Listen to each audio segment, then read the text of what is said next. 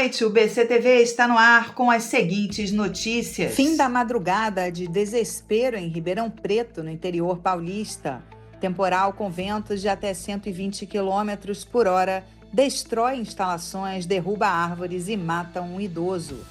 Várias cidades da região também foram impactadas pelo vento e pela chuva. Lula vai à Avibraz, indústria bélica brasileira. Fala da importância do setor militar, elogia o BNDES como financiador de projetos estratégicos e diz que Jair Bolsonaro era um imbecil. Trump aplica tarifácios generalizados contra 60 países depois do Brasil. O FMI elogia o Pix criticado pelo governo americano. O governo prorroga por mais um mês a subvenção no preço da gasolina. Fim de semana com convenções em São Paulo. Começa a contagem regressiva para as eleições presidenciais de outubro. Isso e muito mais aqui no BCTV, que já começou. Boa noite, são 18 horas desta sexta-feira, dia 24 de julho de 2026. Eu sou a Adriana Black, estou com vocês em mais uma edição do nosso BCTV, diretamente do Rio de Janeiro para você, em todo o mundo, em todo o Brasil. Vamos às notícias do dia. Nós começamos com os seguintes destaques. Aberta a temporada de convenções partidárias, com foco nas eleições de outubro. Neste sábado, o PL realiza a Convenção Nacional na Arena Pacaembu, em São Paulo, a partir das 10 da manhã. O evento vai oficializar Flávio Bolsonaro como candidato à presidência da República. Michele Bolsonaro foi convidada, mas a presença dela ainda não está confirmada. Michele deve permanecer em Brasília com Jair Bolsonaro. O nome do vice de Flávio não será anunciado nessa convenção. Flávio Bolsonaro está com dificuldades de achar um candidato a vice-presidente, mas ele tem um prazo para fazer isso até o dia 15 de agosto, prazo legal do TSE. O PL diz ter a expectativa de um público de até 7 mil pessoas com transmissão ao vivo para todo o país. No domingo, será a vez da convenção do PSD. A convenção começará a partir das 9 da manhã e será realizada também em São Paulo. A convenção com Ronaldo Caiado será no edifício Praça das Bandeiras, na Bela Vista, região central da capital paulista.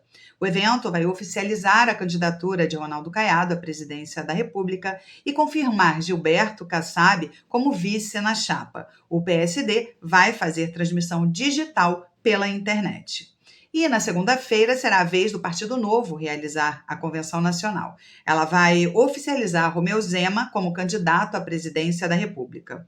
O evento está marcado para as 11h30 da manhã no edifício Ion, em Brasília, com formato presencial e transmissão online. Até o momento, o vice de Zema ainda não foi definido, embora o empresário Geraldo Rufino, do Podemos, seja um dos nomes cotados. O PSTU agendou uma convenção para 31 de julho, com Hertz Dias como candidato. No dia 1º de agosto, o PCO confirma Rui Costa Pimenta. Já o Partido dos Trabalhadores, o PT, marcou convenção para o dia 2 de agosto, no Expo Center Norte, em São Paulo, onde será oficializada a candidatura de Luiz Inácio Lula da Silva à presidência. O Partido Missão já realizou a convenção antecipadamente no dia 20 de julho de 2026. Foi em formato online e oficializou Renan Santos como candidato à presidência da República, com o militar da reserva Haroldo Medina como vice. A decisão foi tomada por motivos de segurança para garantir escolta da Polícia Federal após ameaças de facções criminosas. O presidente Lula foi hoje a São José dos Campos, no interior paulista, visitou a Avibraz, indústria bélica nacional, que ficou desativada por 36 meses. Em pronunciamento, o presidente disse que a Avibraz é estratégica para o país. Hoje é um dia especial para as Forças Armadas Brasileiras, que agora tem que se preparar para a gente fazer as encomendas necessárias, num pensamento de médio e longo prazo, para que o Brasil, sabe, se alguém... Teve um tempo, eu era molecão, tinha uma garrucha 22. E eu não colocava bala na garrucha, eu com medo de me machucar com as balas. O Brasil não pode ser assim. Nós não podemos ter as Forças Armadas, ter aeronáutica, marinha, sabe? E não ter as coisas que a gente precisa. Quando alguém quiser invadir a gente, falou, não invada agora, não, deixa eu comprar. Me dá uns 6 meses de prazo, 8. Ninguém espera, cara. Ninguém espera. Então, as Forças Armadas, junto com o Ministério da Defesa, vão se preparar para a gente fazer as encomendas que for necessário fazer. A gente vai ter que viajar, Zé Múcio, aqui, o Márcio, vendendo coisa. E quando eu vender uma arma lá fora, eu falo, gente, essa arma foi feita por trabalhadores brasileiros e trabalhadoras, muitos deles corintianos, e que não querem matar ninguém. Essa arma é da paz. Essa arma não é para você detonar, é só para você falar que tem, para ninguém mexer com você. Lula defendeu também o papel do BNDES na recuperação de empresas como a Vibraz e fez críticas a seu antecessor, o ex-presidente Jair Bolsonaro. Eu lembro quantas vezes o BNDES foi acusado que tinha uma caixa preta. Eu vou acabar com a caixa preta do BNDES. O imbecil ganhou as eleições, ele não achou caixa preta. A caixa preta estava na cabeça dele, que estava atrofiada de inteligência. Não tinha inteligência. E depois de meter o pau no BNDES e investigar, se rendeu à competência do BNDES, que é o banco que tem a maior competência de trabalhar com investimentos de longo prazo com a indústria brasileira. E sabe quanto que eles têm de inadimplência? Quase zero. Numa demonstração da seriedade com que o BNDES trabalha. E o nosso companheiro Luiz Mercadante é motivo de orgulho para nós, e a diretoria do BNDES também é motivo de orgulho para nós. Essas coisas só acontecem porque a gente colocou gente que tem interesse nesse país. A portaria assinada pelo ministro da Fazenda, Dario Durigan, garante a redução de 44 centavos por litro. A medida foi prorrogada por mais 30 dias. Inicialmente, havia sido anunciado o prazo de 2 meses, mas o governo recuou e confirmou apenas 1 mês. O subsídio foi criado em maio para conter os impactos da alta do petróleo e da guerra no Oriente Médio na inflação.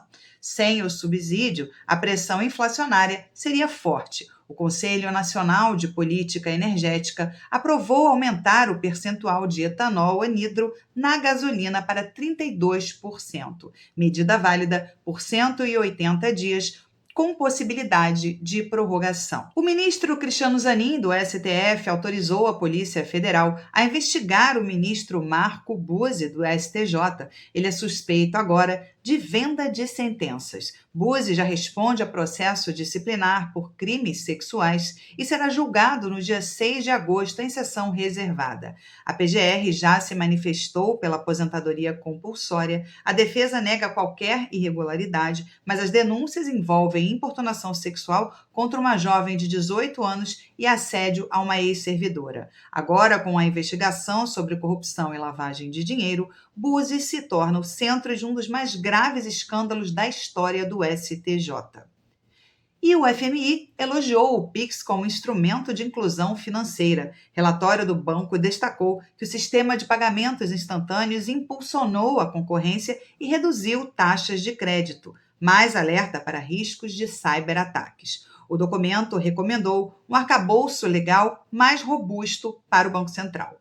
O governo Trump impôs tarifas de 37,5% sobre exportações brasileiras, alegando favorecimento ao Pix, entre outras motivações. O FMI, em contraponto, afirma que o sistema é de baixo custo e dá ampla acessibilidade. Ribeirão Preto e a região no interior paulista viveram momentos de pânico no fim da madrugada de hoje com um temporal intenso. Foram registrados ventos de até 121 km por hora que derrubaram árvores, interditaram avenidas e destelharam imóveis. Semáforos pararam de funcionar, hospitais entraram em regime de emergência e escolas suspenderam as aulas. O Hospital das Clínicas precisou ser interditado temporariamente. Um idoso de 82 anos morreu no temporal após o desabamento de um galpão sobre a casa dele. Outras ocorrências graves incluem veículos levantados pelos ventos e postos de combustível destruídos. Cidades vizinhas como Sertãozinho, Dumont e Taquaritinga também registraram danos e falta de energia. A Defesa Civil relaciona o episódio ao fenômeno El Niño, que provoca chuvas intensas após longos períodos de seca. E o Brasil proíbe a produção e venda de foie gras por maus tratos aos animais. A lei foi sancionada hoje pelo presidente Lula e ela prevê prisão e multa para os infratores. O país é o segundo no mundo a proibir o comércio da iguaria francesa. A lei também proíbe a produção e a venda de produtos obtidos por meio da alimentação forçada de animais em todo o território nacional. E não foi só o Brasil que ganhou de presente pacotes de tarifaços do presidente Trump. Os Estados Unidos anunciaram hoje novas tarifas de importação sobre cerca de 60 países, reabrindo tensões comerciais globais. A decisão do governo Donald Trump coincide com a multa de 890 milhões de euros aplicada pela União Europeia ao Google. A China reagiu de imediato, classificou a medida como unilateral.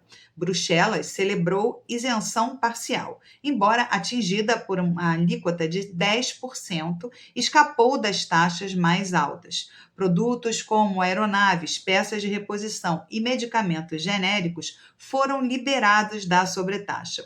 Segundo o Escritório de Representação Comercial dos Estados Unidos, o objetivo é eliminar produtos fabricados com trabalho forçado das cadeias globais. O governo brasileiro já avisa vai aplicar retaliações tarifárias contra os Estados Unidos, acionando a lei de reciprocidade. O mecanismo autoriza o país a impor tarifas proporcionais a nações que adotam barreiras unilaterais. Segundo o Itamaraty, as novas taxas de 25% e de 12,5% anunciadas pela Casa Branca se somam, chegando a 37,5% sobre exportações brasileiras. Diplomatas veem a medida como pressão política com direitos humanos usados como justificativa. Em nota oficial, o governo Lula classificou como absurda a acusação de trabalho escravo e reforçou que o Brasil é referência internacional na OIT.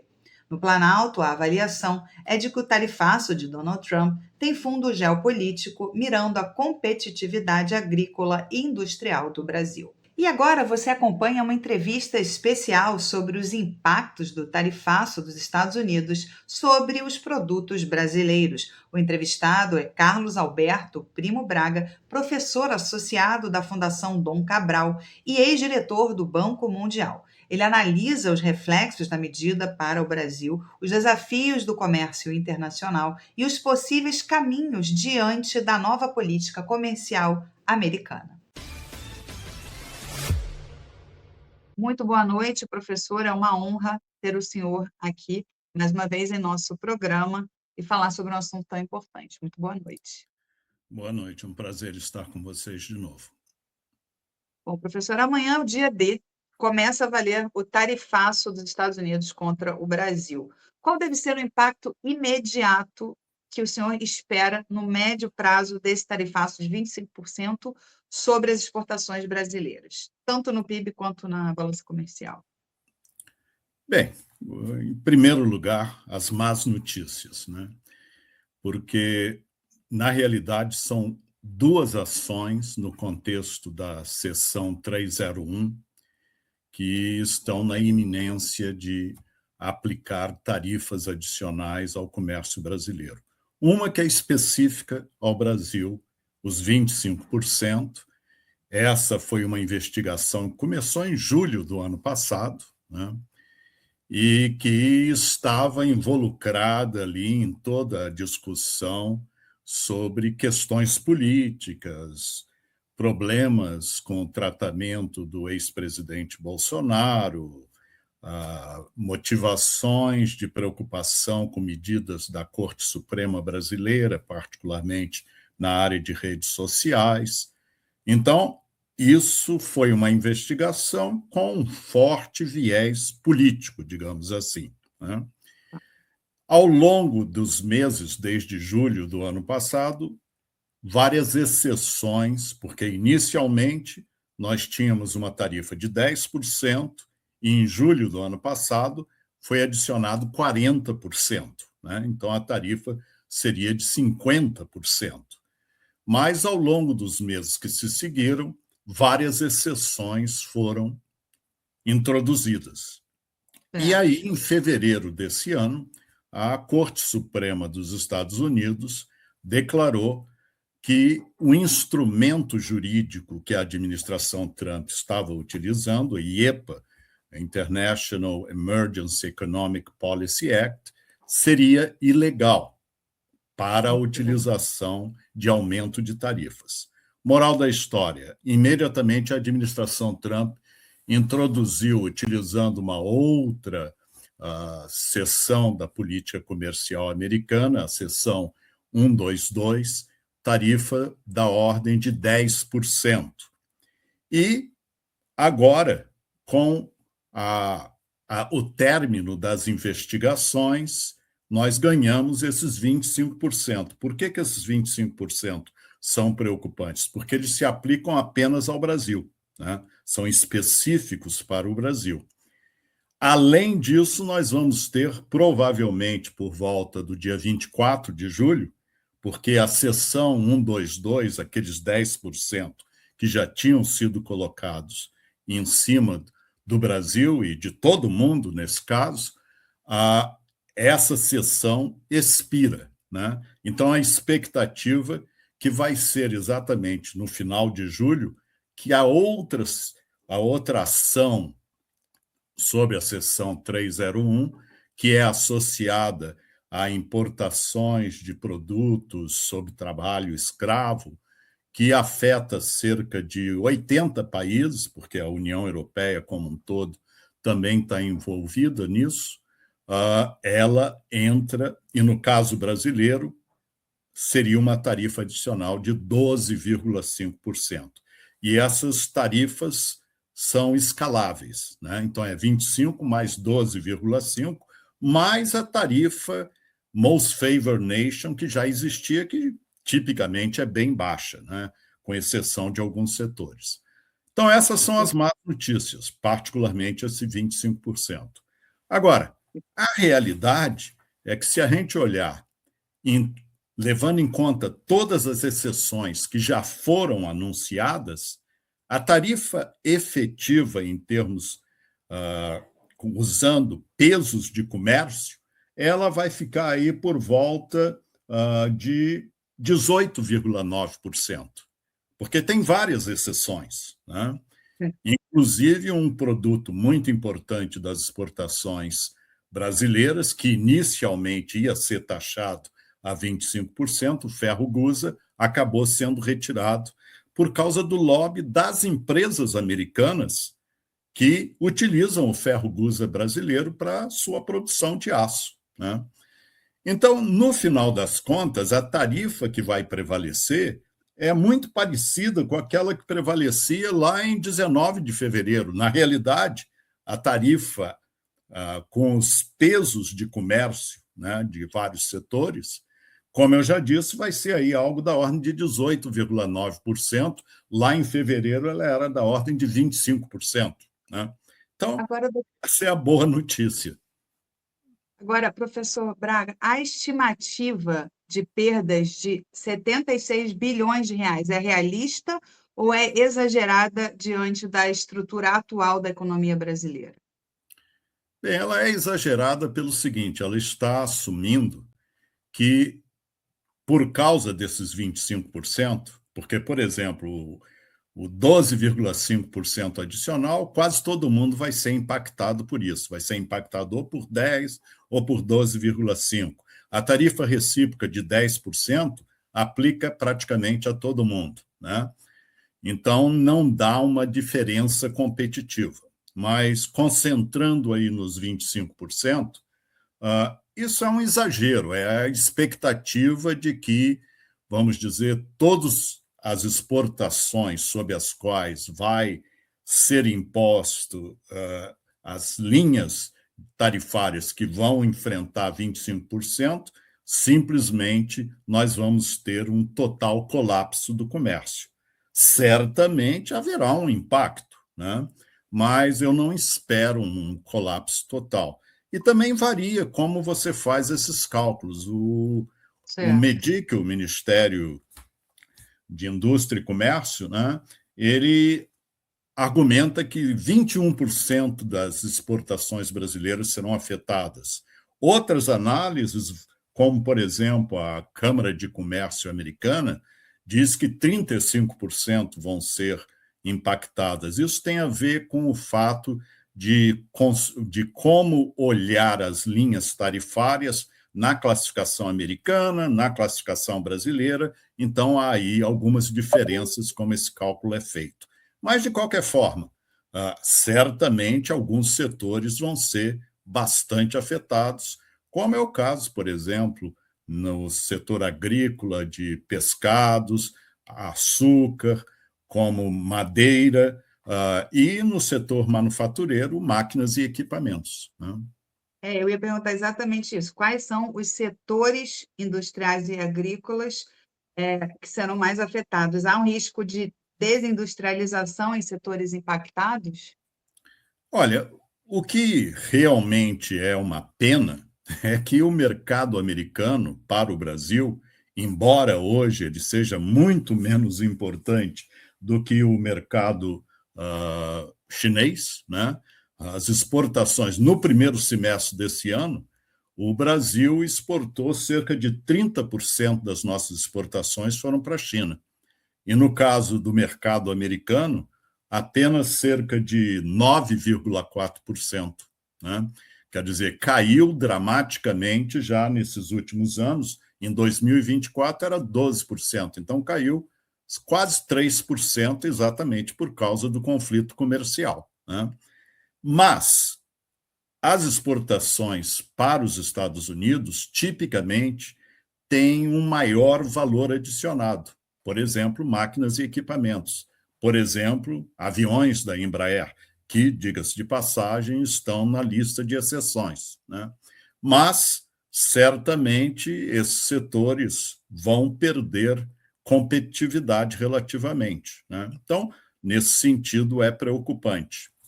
Agora, o tarifaço pode gerar um aumento da dívida pública ou pressionar as contas do governo, né? Bem, tudo vai depender, né, como o Brasil vai reagir, digamos, a essas novas medidas dos Estados Unidos, né?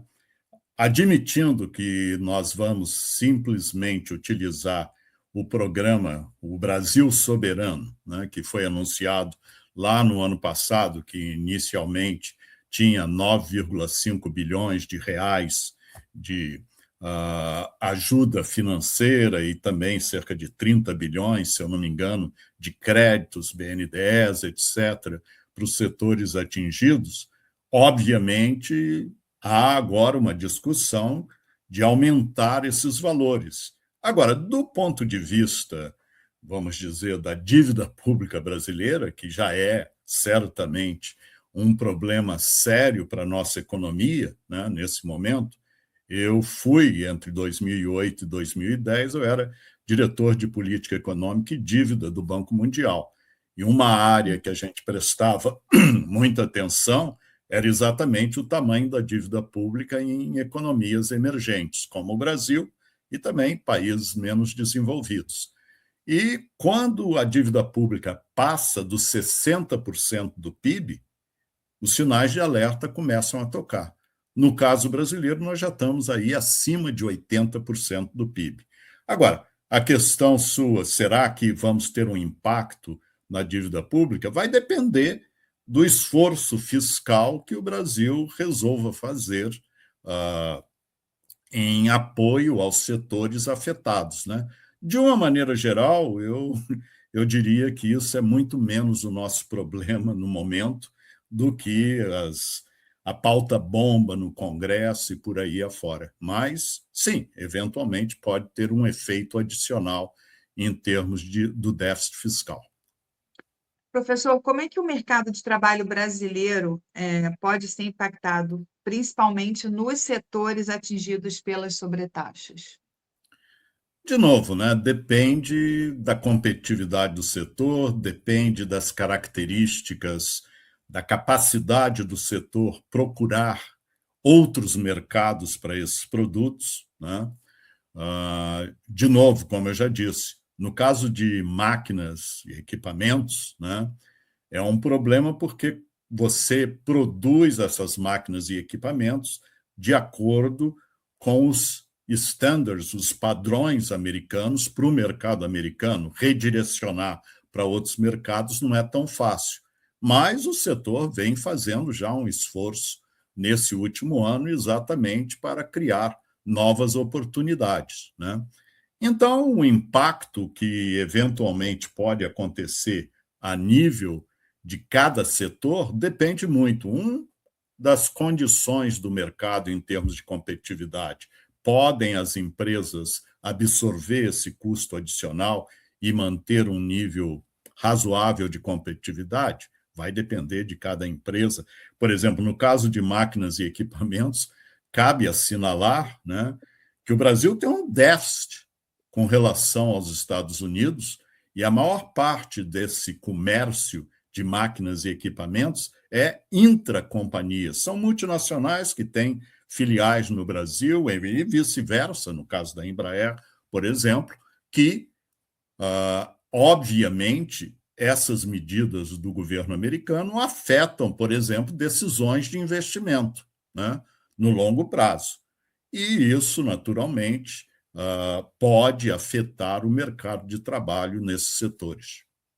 Agora, o senhor vê espaço para o Brasil diversificar mercados de exportação, se aproximando de parceiros como a China e a União Europeia? A gente já vem fazendo isso, né? A China, de novo, como eu já mencionei, a China hoje responde por algo como, no primeiro semestre desse ano, né, nós exportamos cerca de 58 bilhões de dólares para a China, né? Um nível recorde, e as exportações estão na ordem de quase 32% das exportações totais brasileiras, né? Agora, é bem verdade que são principalmente commodities, né? Então, são produtos como a soja, que é o principal produto em termos de valor que a gente exporta para a China, o petróleo, né? E também produtos como carne, se bem que no caso da carne, a gente já esgotou a cota de exportação para a China. Então, agora no segundo semestre, se a gente quiser exportar para a China mais carne bovina, né, nós vamos enfrentar uma tarifa de 55% acima da cota, né? Agora, obviamente, o setor de agronegócio vai tentar negociar a flexibilização da cota, mas existem limites. Mas, certamente, a procura de alternativas em termos de mercados, sejam países como o Canadá, sejam os países no Sudeste Asiático e também no sul da Ásia, como a Índia, são importantes. E vamos ver a implementação do acordo de comércio entre o Mercosul e a União Europeia, que é uma boa possibilidade, mas tudo vai depender um pouco da política e dos lobbies agrícolas na Europa, particularmente na França, que podem criar problemas para a implementação do acordo. Mas sim, diversificação de exportações faz muito sentido nesse momento, independentemente do que está acontecendo com os Estados Unidos. Agora, o tarifaço, ele pode comprometer a inovação, a tecnologia e o desenvolvimento de minerais críticos no Brasil? Olha, certamente, como eu já mencionei no caso de máquinas e equipamentos, pode criar incertezas que afetem investimentos e, por conseguinte, vão eventualmente afetar também inovação no país, né?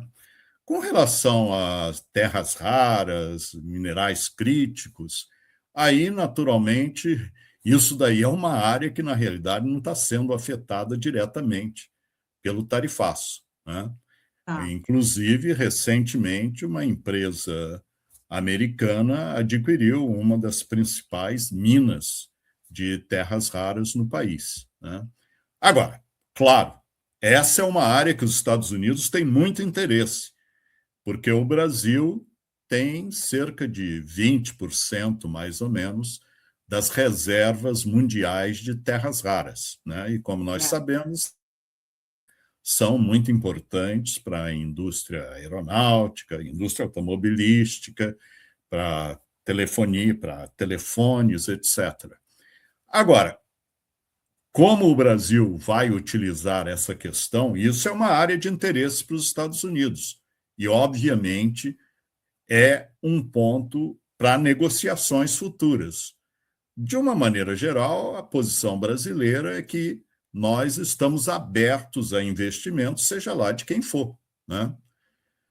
Obviamente, do ponto de vista dos Estados Unidos, eles teriam muito interesse em ter um controle desses recursos que, provavelmente, de um ponto de vista de soberania nacional, não é uma agenda que interesse ao governo nesse momento, né? Professor, falar um pouquinho mais sobre o impacto sobre o agronegócio e sobre cadeias estratégicas como papel e celulose, cooperativas e pequenas e médias empresas.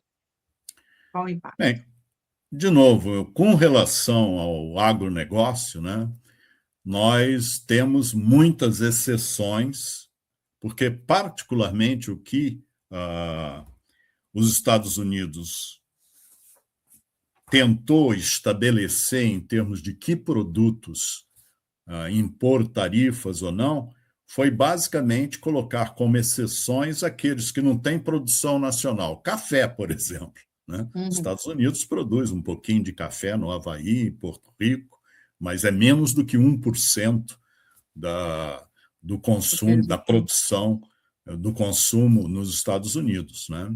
Então, isso criou, lá em julho do ano passado, na realidade, o café estava nos 50%, né?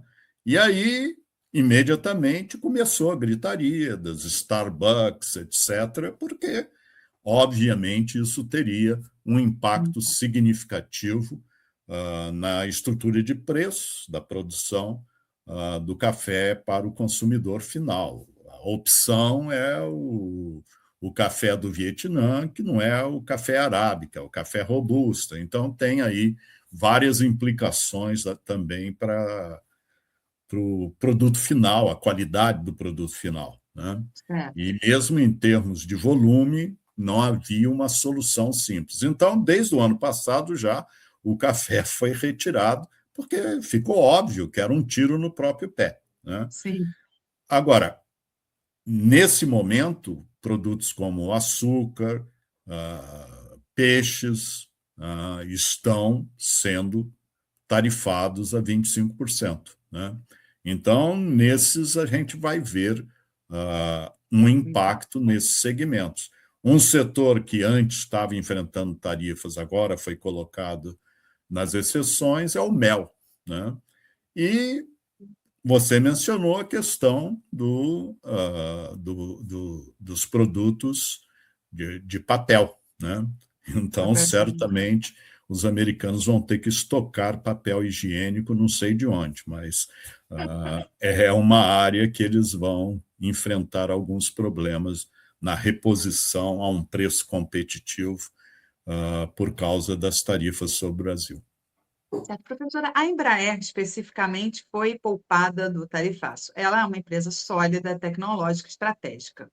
A gente pode dizer que a Embraer é uma empresa estratégica até para os americanos, que voa sozinha nesse mercado que ela atua, e que o Brasil deveria repensar o seu futuro como mercado exportador em todas as áreas, em vez de vender somente commodities? Olha, certamente isso é um sonho. Eu sou engenheiro mecânico, ninguém é perfeito, formado pelo Instituto Tecnológico de Aeronáutica, né? Então, eu tenho um viés muito favorável à Embraer. Depois eu vi a luz, fiz um mestrado e doutorado em economia. Mas utilizar a Embraer como um exemplo é muito positivo, sem dúvida nenhuma. Mas a gente tem que lembrar que isso foi um esforço de décadas, né? Que, na realidade, começou exatamente com a criação dessa escola, o Instituto Tecnológico de Aeronáutica, que, ao longo de várias décadas, começando lá no final dos anos 40, formou engenheiros que tinham a formação adequada na área de aeronáutica, mecânica aeronáutica, eletrônica, etc., né? Sem isso, a gente não teria capacidade para desenvolver uma empresa como a Embraer. Começou como uma empresa estatal, foi privatizada na década de 90. Agora, a gente tem também que lembrar que o caso da Embraer é um caso muito interessante, porque é a exceção à regra em termos de política industrial brasileira. Existem algumas outras, mas a Embraer eu diria que é o melhor exemplo, porque, do ponto de vista da Embraer, ela opera como uma multinacional operando em Singapura, né? Cerca de quase 60% do valor nos aviões da Embraer são produtos importados, né? E eles entram com um tratamento tarifário adequado, também sem burocracias em termos de alfândega. Então, do ponto de vista da Embraer, a Embraer opera no Brasil como uma empresa que opera em Singapura, um país como que tem, vamos dizer, o melhor, mais baixo custo de se fazer negócios no mundo, né? Agora, para o resto da economia brasileira, é outra história, né? Nós ainda temos um viés extremamente protecionista, né? As nossas tarifas são relativamente elevadas e, pior do que isso, barreiras não tarifárias, né? Então, certo, olhar para a Embraer, tirar exemplos de como deveríamos proceder em termos da estrutura industrial brasileira é muito boa, mas temos que lembrar que não tem bala de prata. Isso leva a investimentos, isso requer atenção à questão da produtividade, que está associada, obviamente, a investimentos em inovação. Professor, como é que as multinacionais e as grandes corporações instaladas no Brasil devem ajustar suas estratégias diante desse cenário, na sua opinião? Bem, para aquelas que estão diretamente sendo afetadas naqueles segmentos, né, como eu já mencionei, máquinas e equipamentos é o mais óbvio nesse contexto, né? Elas vão ter que se ajustar em termos para manter a competitividade no mercado americano, né? Em termos de corte na taxa de lucros, né? E também em termos de procurar alternativas, em termos de mercados, né? E isso é algo que a gente já vê ocorrendo desde o ano passado. Agora, lembrar que não é só o Brasil, né? Todo mundo está sendo, de uma forma ou de outra, sendo afetado pelas políticas disruptivas da administração Trump. Então, é algo complicado. Agora, para empresas multinacionais, elas têm muito mais capacidade de administrar esse choque do que, por exemplo, uma pequena e média empresa brasileira que esteja tentando entrar no mercado americano, né? Então, essa é a realidade, mas elas também, as multinacionais, vão ter que se ajustar a esse novo ambiente, lembrando que as tarifas da seção 301, em tese, prevalecem por 4 anos, né? E aqui elas têm uma justificativa jurídica. Não estou dizendo que é correto o que os Estados Unidos estão fazendo, mas elas têm uma base jurídica sólida, né? Muito diferente do que aconteceu com a IEPA, né? Que acabou sendo impedida da continuidade das tarifas lá de 2025 pela Corte Suprema dos Estados Unidos, né? Agora, no caso da seção 301, não. Isso é, vamos dizer, um instrumento conhecido. E temos que lembrar, não é só a seção 301, né? Que agora, no caso brasileiro, tem os 25% e vai ter ainda mais os 12,5%. Né? É também a seção 232, que é na área de segurança nacional, que afeta a siderurgia brasileira, o setor de alumínio, e aí a gente tem tarifas de até 50%, né? Que também, mas E, nesse caso, não é só o Brasil, vários países estão sendo afetados pela seção 232. Professor, qual deveria ser, na sua opinião, a resposta do governo brasileiro? Retaliação, negociação direta com os Estados Unidos ou recurso à OMC? Bem, recurso à OMC, evidentemente, é algo que o governo brasileiro deve fazer. Agora, como a gente sabe, exatamente por causa de medidas do governo americano, o sistema de solução de controvérsias da OMC está paralisado, porque os Estados Unidos não têm aprovado a indicação de juízes para o sistema.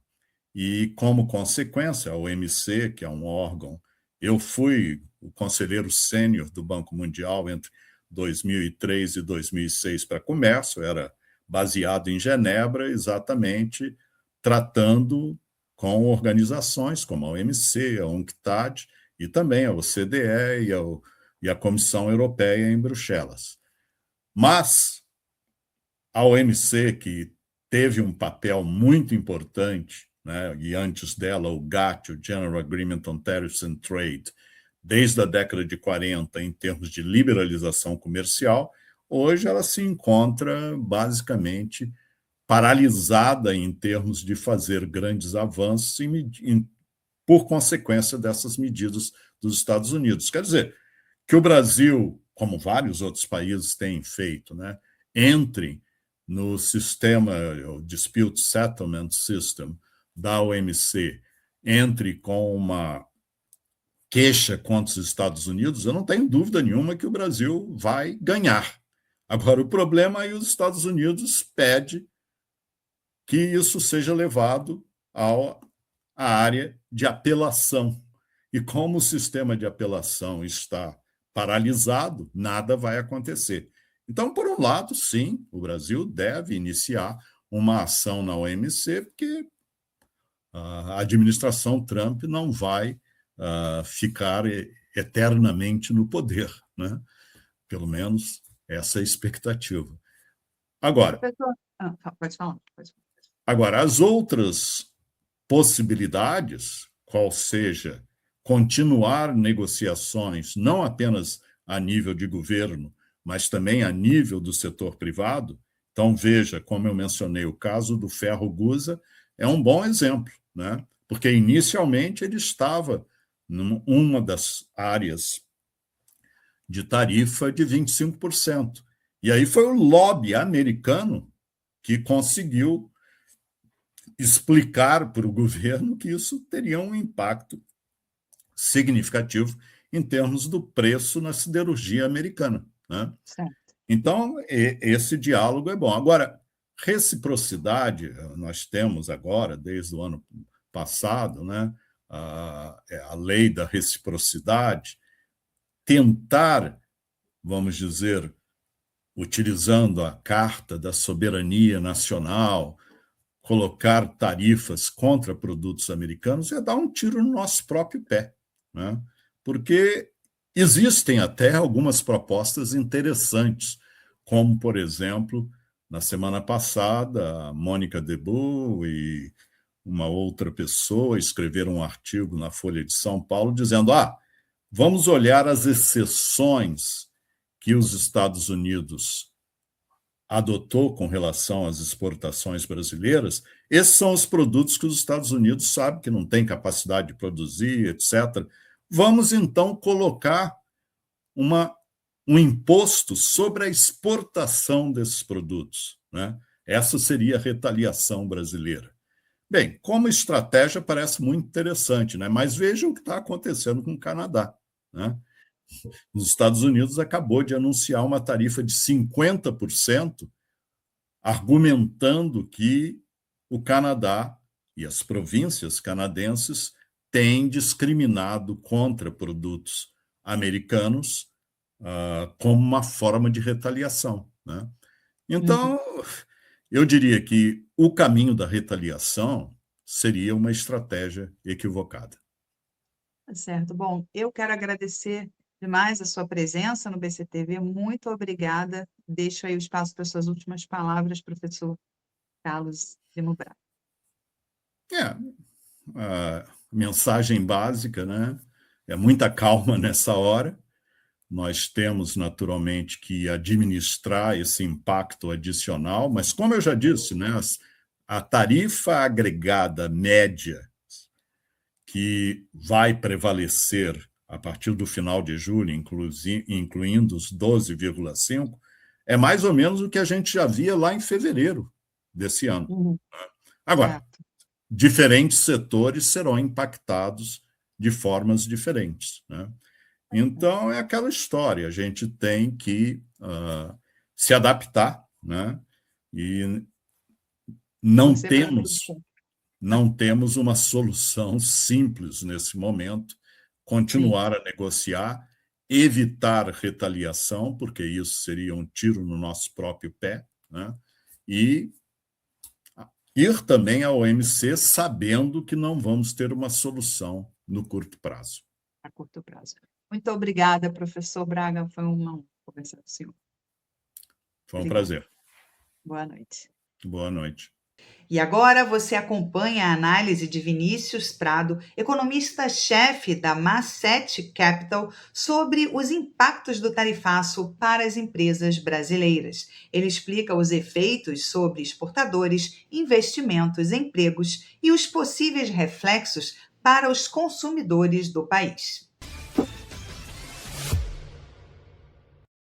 Vinícius, muito boa noite. Muito obrigada por aceitar nosso convite. Seja muito bem-vindo. Boa noite, eu que agradeço pelo convite. Vamos lá, Vinícius, esse tema está em alta, né? Mais do que nunca, começando hoje a valer, né, o tarifaço. Então, acho legal a gente explicar aos nossos ouvintes, nossos telespectadores, né?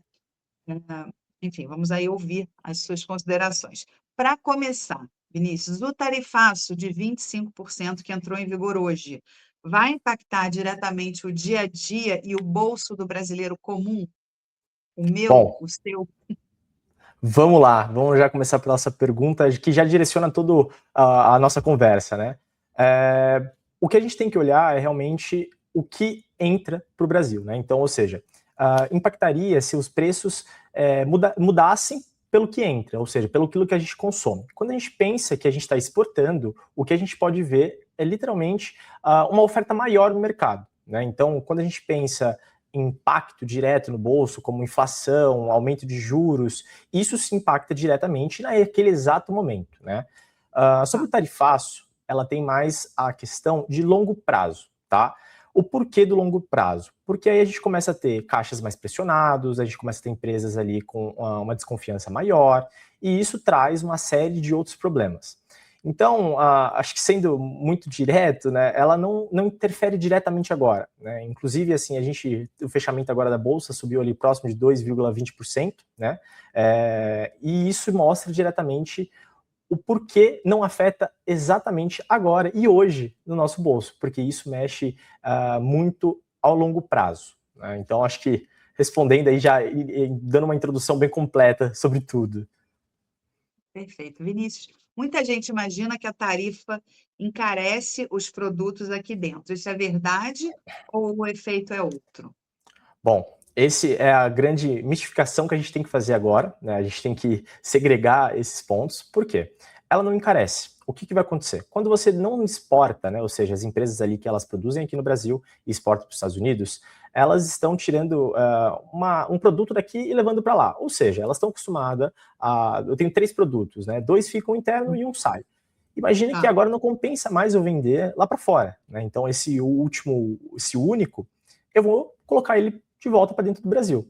Então, ou seja, eu vou ter mais oferta. Talvez eu tenha uma diminuição da minha demanda. Ou, por exemplo, eu posso manter também minha demanda igual no Brasil, só que eu ainda vou ter mais oferta. Porque aquele único que estaria indo para os Estados Unidos, ele não está, ele está voltando para o Brasil.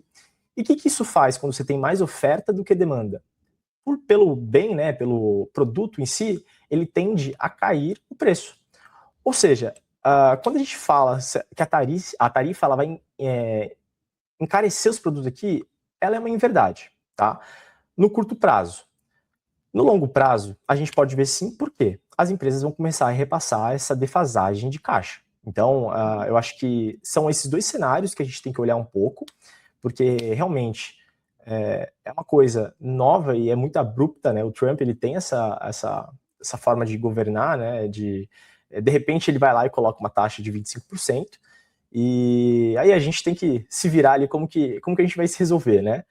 Então, sobre encarecimento, a curto prazo, não por conta disso, né, que a gente vai internalizar ali a demanda, porém, a longo prazo pode ser sim que encareça. Em que situações, Vinícius, o consumidor brasileiro pode sim sentir esse tarifaço, seja no preço ou seja no emprego? Bom, como eu falei, quando a gente olha no longo prazo, a gente tem que entender o quê? Que as empresas não começam a ter aquele mesmo fluxo de caixa. Quando a gente não tem o mesmo fluxo de caixa, a gente começa a tentar passar o preço para o consumidor. Quando o consumidor também não está conseguindo absorver, né, essa oferta, a gente tem ali um caos geral, vamos supor assim. Então, a longo prazo, essa questão de que a gente pode sim sentir o tarifaço é justamente por isso. Novamente, as empresas ficando mais enforcadas, a gente está pensando ali que você começa a manipular muito melhor o caixa, né? Ou seja, você não faz reinvestimento, você não vai fazer novos investimentos, isso para a economia como um todo.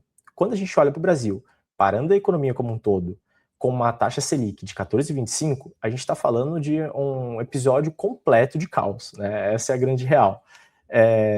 Porém, no exato momento, não é tão assim um episódio de desespero, né?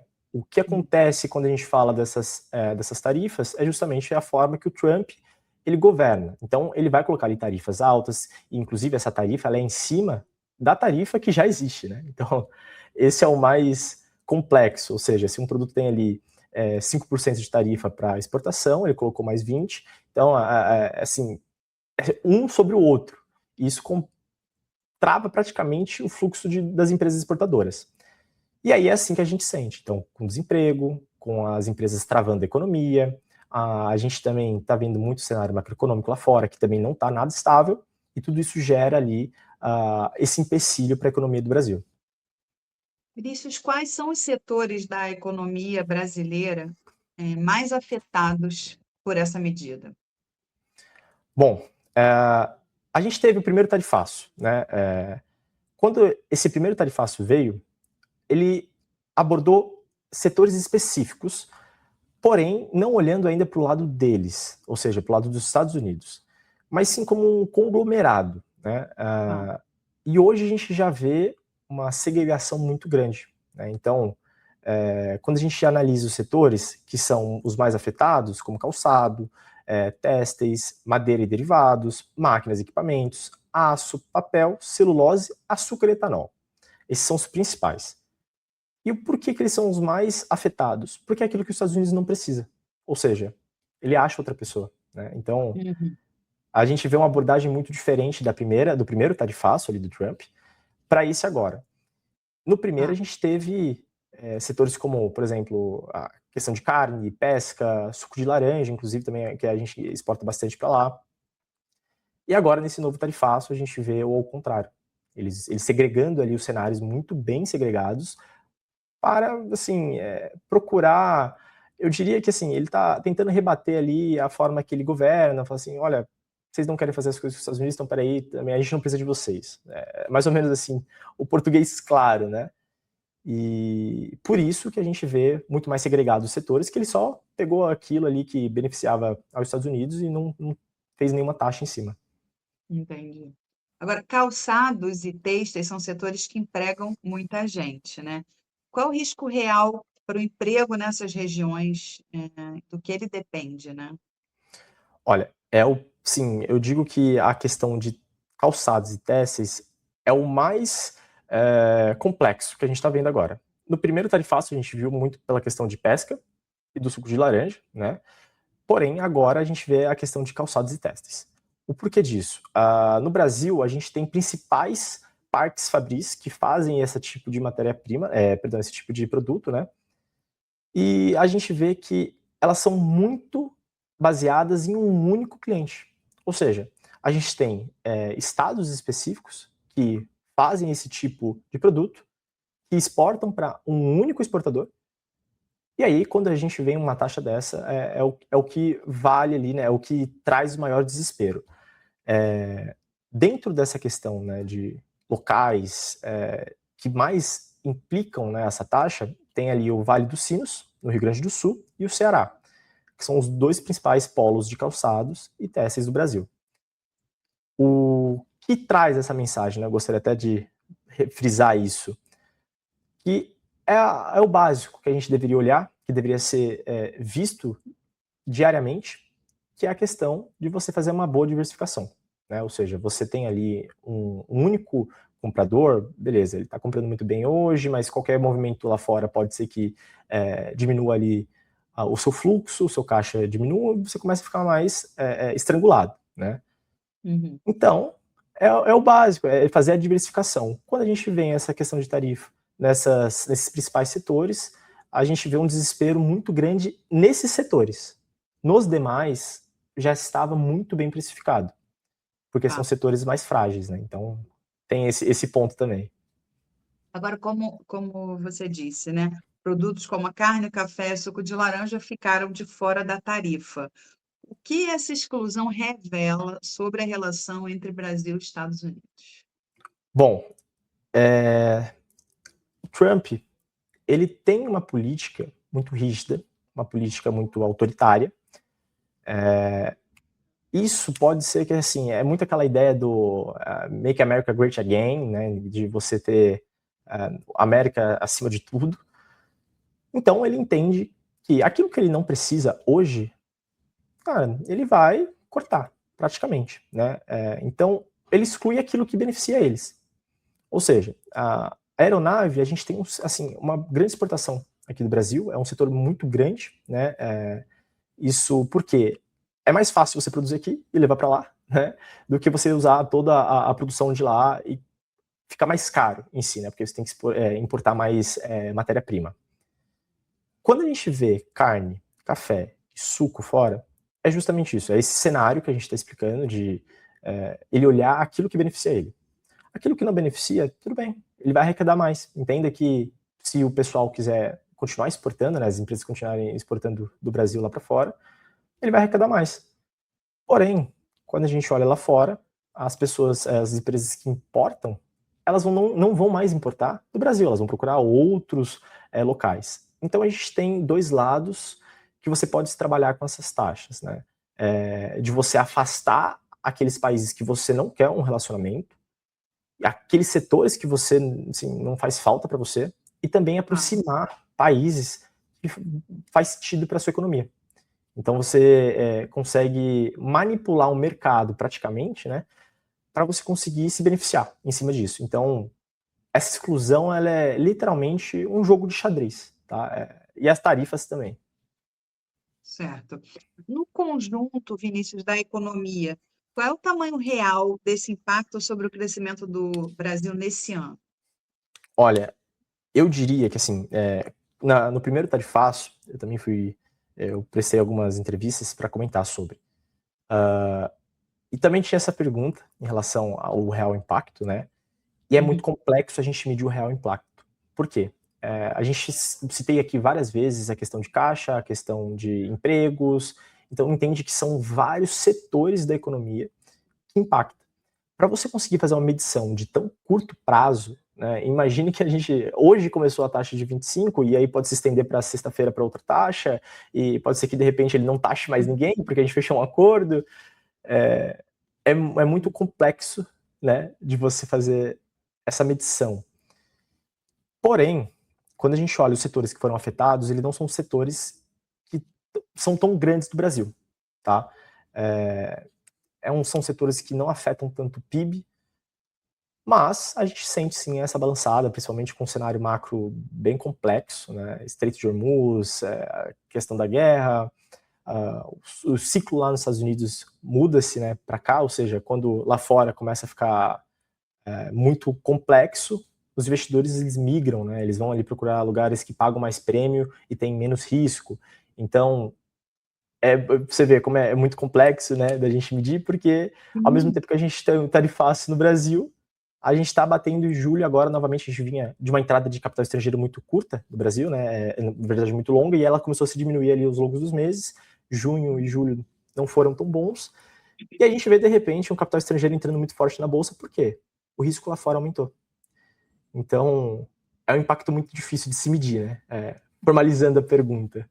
Qual é o principal caminho pelo qual esse tarifaço poderia chegar à inflação e aos juros no Brasil? Assim, dá para ter uma ideia? Sim, sim, sim. Quando a gente exporta, a gente está trocando um produto, ou seja, a gente comprou talvez uma matéria-prima de fora, a gente importou, né, essa matéria-prima, ou a gente produziu aqui dentro e externalizou isso, a gente tirou aqui do Brasil. Quando a gente tira do Brasil, entenda que a gente produziu em real e vai se entrar divisas de outros países, ou seja, aqui a gente está falando de dólar, então a gente vai produzir em real e vender em dólar. Então, a minha moeda está saindo e está entrando dólar. Ou seja, a balança comercial, ela fica mais barato a questão do dólar, porque tem mais entrando, né? E o real, ele fica mais caro, né, frente ao dólar. Quando a gente olha isso, é o principal fator que traz a inflação. Por quê? Eu tenho uma produção curta, eu não tenho tanta entrada de divisas, a nossa sorte é que a gente está tendo bons resultados aqui na Bolsa, a gente tem ali o risco lá fora aumentando, e aí essa questão tarifária não mexeu tanto na inflação. Porque a gente tem esse outro suporte, ou seja, tem dinheiro entrando. Mas por que tem dinheiro entrando? Porque lá fora o risco está maior. A partir do momento que o risco ele começa a sair lá de fora e começa a ficar um cenário mais agradável, esse dinheiro que entrou ele vai sair da mesma forma. E aí sim que tem o principal caminho de você ter um aumento de juros e inflação. Justamente por isso. Porque aí você tem um cenário muito complexo aqui dentro, as empresas não estão lucrando, a economia está com juros muito alto. Então, entenda-se que a gente tem que bater lá na Casa Branca e falar assim, gente, vamos conversar sobre essas tarifas, vamos dar uma diminuída, senão a coisa também pode ficar feia aqui no Brasil. Essa é a resposta. Verdade. O Vinícius, a tarifa passou a valer hoje. Como é que o mercado reagiu? O dólar, a bolsa? Como é que foi aí o dia? Olha, eu peguei o fechamento, a bolsa está próxima de 2,2. A gente teve VEG, né, com um bom balanço. A gente também teve a Vale, que ela teve um dos melhores, na verdade ela teve o melhor segundo trimestre, né, desde 2018. Ou seja, a gente teve bons resultados no Brasil. VEG subiu forte por conta do balanço. E o mercado já precificou o tarifaço.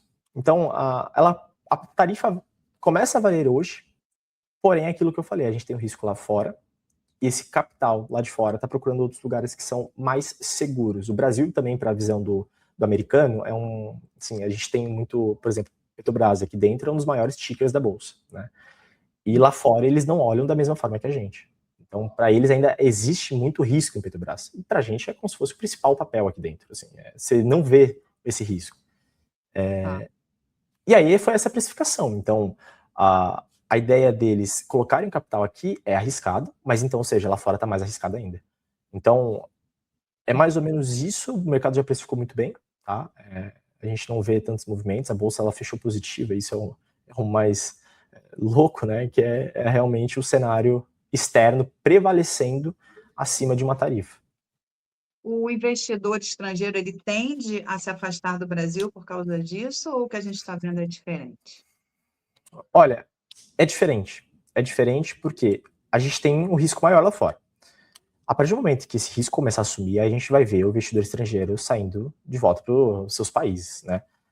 Enquanto a gente não vê esse risco lá fora diminuir, a gente possivelmente consiga ter esse aumento ali de entrada de capital estrangeiro no Brasil. A gente tem um ano muito positivo de entrada de capital estrangeiro.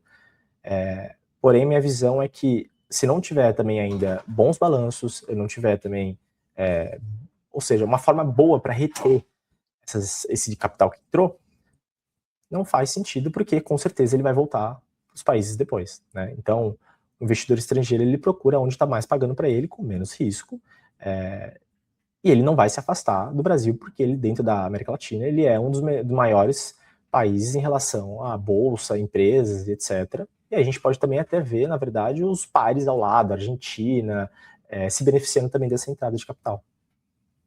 O Vinícius, você acha que o Brasil consegue redirecionar para o mercado interno ou para outros países a produção que ia para os Estados Unidos? Olha, parte sim e parte não, tá? Por quê? Da mesma forma que ele pode redirecionar para comércio interno, a gente tem que ver quão dessa parte que foi redirecionada para o interno vai ser absorvida. O problema aqui não é redirecionar, né, para o mercado interno, é sim o quanto que a gente absorve. Como que a gente absorve? Ou seja, se eu e você estamos ganhando bem, a gente está com uma inflação baixa, faz sentido a gente continuar aqui com o nosso dinheiro, aí sim a gente vai absorver. A gente tem uma economia girando, a gente vai continuar ali comprando, né? É o convencional. Enquanto a gente também não tiver esse cenário, é muito complexo a gente falar assim que se internalizar tudo, a gente vai absorver tudo, né?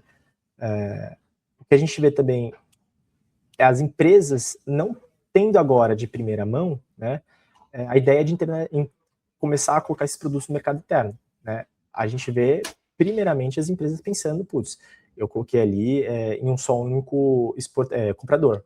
O que eu faço agora? Putz, eu vou olhar ali para os Emirados Árabes, para o Japão, União Europeia, Canadá, que já são nomes que foram citados, né?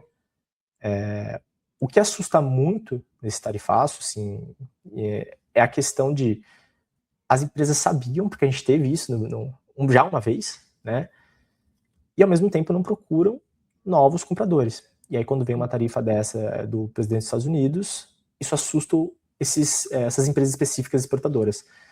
Então, esse é o complexo de absorver e não absorver, e por que, né, a gente não vai conseguir absorver? Porque o nosso cenário também interno não está positivo o suficiente para conseguir absorver toda a demanda. Certo. Agora, Vinícius, o governo anunciou crédito emergencial e a busca de novos mercados. O que esse tipo de resposta resolve e o que não resolve? Olha, essa parte do crédito emergencial e os novos mercados, ela vai salvar muito, né, as empresas exportadoras. O porquê? No primeiro momento, o que a gente pensa em questão de tarifa é você ter uma diminuição do fluxo de caixa, você ter menos receita e, ao mesmo tempo, você tem causar demissões, isso gera todo um complexo na economia. E aí, quando você tem essa questão de crédito emergencial, ao mesmo tempo que você vai ter que pagar lá na frente, e talvez assim com uma taxa também que não seja tão agradável, porque a gente não está negociando crédito tão barato no Brasil, é o que mais faz sentido no momento. Tá. Só que o que mais acho que fica complexo ali para as empresas, né, até quando vai escalar? Né? Ou seja, sexta-feira vai realmente já aumentar? Vai ter novos setores? É incrível, é numa canetada que se muda a economia global, né?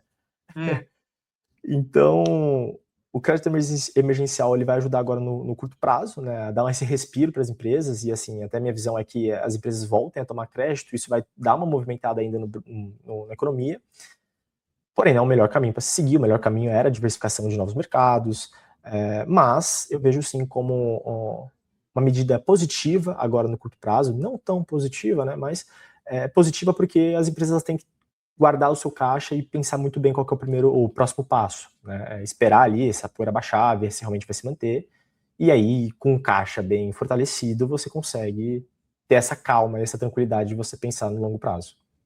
Existe risco de escalada nesse conflito comercial e o que a experiência recente com tarifas sugere? Exatamente. A experiência é que a tarifa durou nem um mês praticamente, né? Ela veio muito rápido, subiu muito rápido, e aí é isso, você causa mais incerteza nas empresas, você causa uma economia mais travada, porque você não vai ter um investimento ali, você não vai ter novas contratações. A gente está com dados econômicos até relativamente positivos com base na nossa taxa de juros, né? Porém, a questão da escalada vai travar mais ainda a visão de diminuição dessa taxa de juros, né? Porque para você girar a economia, você tem que ter um crédito barato, você tem que ter um fomento ali de compra, as famílias têm que estar ali comprando, né? E quando você escala uma tarifa para essas empresas, você vai aumentar toda essa questão da diminuição do caixa e desemprego. E isso, assim, é o pior cenário que a gente podia ter agora, mais ainda quando a gente junta com a experiência do passado, que foi setores, novamente, café, pesca, suco de laranja, tomando crédito, e às vezes você toma um crédito para algo que vai sumir mês que vem, entende? Então, você fica com um passivo no seu fluxo de caixa a pagar por assim, é desnecessário, né? Vinícius, a gente está chegando ao fim do nosso papo. Eu queria saber o seguinte: para as empresas e para as famílias que estão nos assistindo, o que que é mais importante observar daqui para frente nesse momento aí de incertezas? Olha, vamos, né, dar o caminho mais básico, mais, acho que viável nesse exato momento. É aguardar, não tem outra forma, é aguardar. As empresas ali exportadoras, a minha visão é fazer essa tomada de crédito, obviamente sempre pensando no seu fluxo de caixa, que você vai ter que pagar lá na frente, a taxa não está tão agradável agora para você tomar crédito. E aguardar, você tomar esse crédito, tendo em mente que todo o seu fluxo de caixa, esperar para os próximos passos, e aí sim você toma novas decisões, né? Putz, escalou mais, falou que vai se manter, etc. Então aí você começa a dar novos passos. Para as famílias, a minha visão é que no momento não existe tanta preocupação, né? No curto prazo, assim, a gente não vê tanta preocupação, mas a gente vê uma preocupação no longo prazo. Da mesma forma, eu diria que eu acho que para os dois, você poupar e saber escolher decisões com sabedoria num cenário tão conturbado igual a gente está, é o ideal, né? Para as famílias em si, eu digo que a gente tem bons títulos de renda fixa, né? A Bolsa também tem boas empresas ali que você ainda consegue entrar. E é isso. Eu acho que a minha visão é a poupança e a gente tem muita calma agora nesse exato momento. Tá ótimo. Vinícius Prado, muito obrigada pela sua participação e até uma próxima. Muito obrigada, boa noite. Deixo aí o espaço para você se despedir do nosso público. Eu que agradeço, muito obrigado pelo convite. É um prazer participar novamente. Maravilha. Até a próxima. Boa noite. Bom, e a você que nos acompanhou até aqui, muito obrigado pela sua audiência. Nós estaremos de volta na segunda-feira, às 18 horas, com mais notícias e entrevistas para você. E você continua bem informado através das nossas plataformas digitais e também através das nossas redes sociais. Um bom fim de semana e uma boa noite.